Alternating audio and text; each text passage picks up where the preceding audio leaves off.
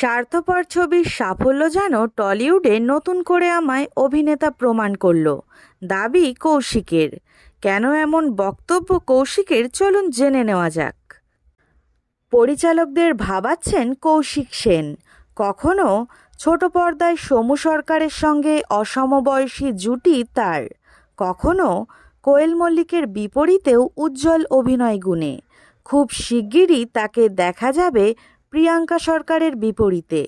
পরিচালকেরা কি মঞ্চ পর্দার দাপুটে অভিনেতাকে ভিন্নভাবে পর্দায় তুলে ধরতে চাইছেন?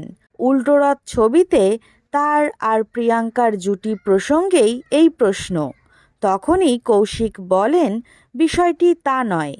স্বার্থপর ছবির সাফল্য আমার অভিনয় সম্বন্ধে পরিচালকদের বোধহয় নতুন করে ভাবাচ্ছে।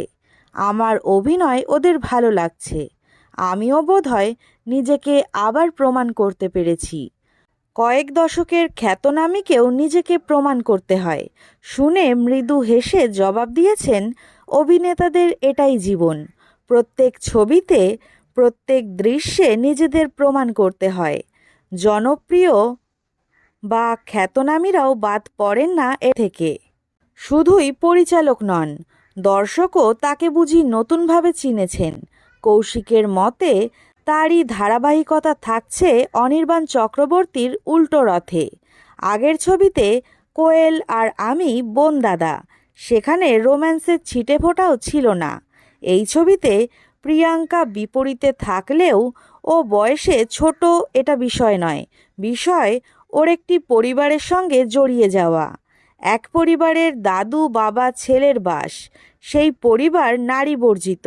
সেখানে প্রিয়াঙ্কার আগমন এবং ঘটনার ঘনঘটা। কৌশিক জানিয়েছেন, আগের ছবির সাফল্যই সম্ভবত সম্পর্কের নতুন দিক পরিচালকদের ভাবনায় ছায়া ফেলেছে, তাই তারা তাকে ভাবছেন। কৌশিক অবশ্য একথাও জানিয়েছেন, বরাবরই পরিচালকেরা তাকে ভালো চরিত্র উপহার দিয়েছেন। তবে ইদানিং তাকে নিয়ে যে নতুনভাবে ভাবা শুরু হয়েছে, তাতে তিনি তৃপ্ত।